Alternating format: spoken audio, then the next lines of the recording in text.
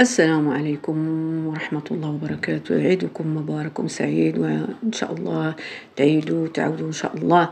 بغيت نعاود لكم اليوم واحد القصة واقعية وقعت لواحد السيدة في العيد الكبير. قصة واقعية نتمنى من كل زوجة أو أخت أو ابنة أو جاب لها الله خروف ما تبقاش تشرط بزاف، لأن هو سنة، واللي كتبلو الله يعيد غادي يعيد، اللي ما كتبلوش الله ما غاديش يعيد، والاجر عند الله ما غاديش يضيع.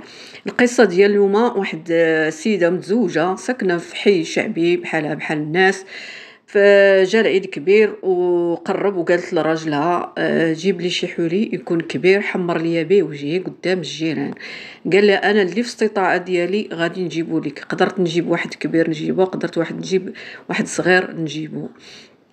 المهم السيد مسكين تيخدم على قد حالو، تيشد الجورني ديالو، جمع تكلف، حاول باش يوفر للزوجه ديالو ولوليداتو واحد الخروف صغير هو اللي قدر يجيب.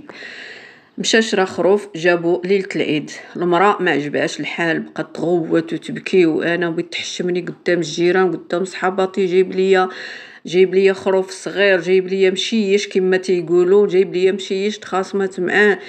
قال لها هادشي اللي في قدري وهادشي اللي في استطاعتي وهادشي اللي خدمت وهادشي اللي جمعت. قالت له والو وما تحشمنيش قدام صحاباتي وجيراني يضحكوا عليا، جيب لي خروف يكون كبير. المهم السيد مسكين خرج مضيوم، خرج ما عرف باقي اش يدير، فين يمشي، فين يتسلف، فين يجي يشري واحد اخر كبير، فين مشى جاب هذاك عاود دا السوق باعو فلوسو، بقى تيشوف فيهم ما يجابيش ليه واحد كبير. السوق غالي، الكبير تيدير 3000 درهم 4000 درهم. بقى يخمم كيفاش يدير. مشى لعند واحد صاحبو قال له العرينه ما سلفني، ان شاء الله مورا العيد غادي نحاول نزيد السوايع ورد لك رزقك. وسلف من عند صاحبو مسكين، تكلف عرق نشف. مشى لعاود السوق نهار العيد جاب خروف كبير وعنده القرون. السيده فرحات وتزغرت وتتقولي وهكا نبغيك، هكا دير هكا بعدا ما نتحشمش قدام جيراني وصحاباتي، بعدا حتى لا دخلوا شافوه هما وشان. انا العيالات ديال زمان وديال دابا صعاب شويه. المهم مشى يصلي العيد الراجل. هي تعرفوا زمان ما كانش ماكينه الصابون، كانت الفراكه. الناس اللي عارفين الفراكه، اللي ما عارفينهاش يدخلوا للانترنت يطابيو فراكه وغادي تخرج ليهم. المهم مشات عندها واحد الصابون صغير، قالت حقا نحيد هذا الصابون بلا ما نخليه بما يصليو ويجيو ويذبحوا. جبدات هذاك الصابون، جبدات هذيك الفراكه، مشات للوسعه الدار. الوسعه كانت ديك الساعات الوسعه الدار، كاين اللي يقولها الوسعه، كاين اللي يقولها المراح. السيده حطات البانيو، حطات الفراكه، حطات دوك جوج الحويجات اللي بغات تصبن قدام الخروف، حيت الخروف جا في الجنب وهي حدا الروبيني في الجنب قاعده تتصبن تتفرك. تعرفوا الحركه ديال الفراكه، سير واجي تتحرك راسها. الخروف تتبان ليه هكاك تتحرك، وهي تتمشي وهي تجي، راسو تيتحرك حتى هو غادي جاي. دابا الخروف اللي تيدير ديك الحركه بالنسبه له جاي بين ينطحو، هو استعد. هي تدير هذيك الحركه براسها وبيديها تتفرك، والخروف بقى يتحرك تجهل واحد الوقيته نطر القنب ومشى لها ديريكت عطاها للراس بهذوك القرون ديالو. الضربه الاولى الثانيه الثالثه جابها صرعه، طاحت في الارض، ماتت السيده.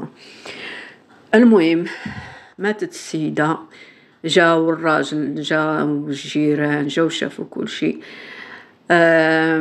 داروا العزاء. هذاك الخروف اللي كنت تشرط على الراجل وكلفاتو، وهذا هو اللي ذبحوه، داروا له به العزاء وداروا له به الصدقه. معنى المغزى من هذه القصه، المغزى ان الانسان اللي عطاه الله يقنع باللي عطاه الله. القناعه كنز لا يفنى.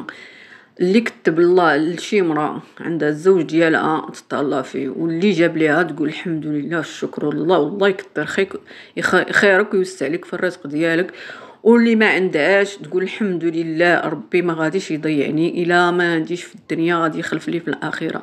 هذا هو العيد وهذا هو المغزى من العيد. سنه مؤكده هو، ولكن اللي استطاع له، اللي ما استطاعلوش راه ربي غيشوفه. واللي عنده وفي استطاعته يشري لجارو او صديقه او اليتيم او عائله ارمله او يشري لها ويضحي بحالو بحالها، او لا ما عندوش وذبح، ما ينساش جارته او لا جارو اللي ما فحالوش يقسم معاه الاضحيه اللي اصلا خصها تقسم على ثلاثه اللي ذبح، والثلث اللي ذبح، الثلث صدقه، والثلث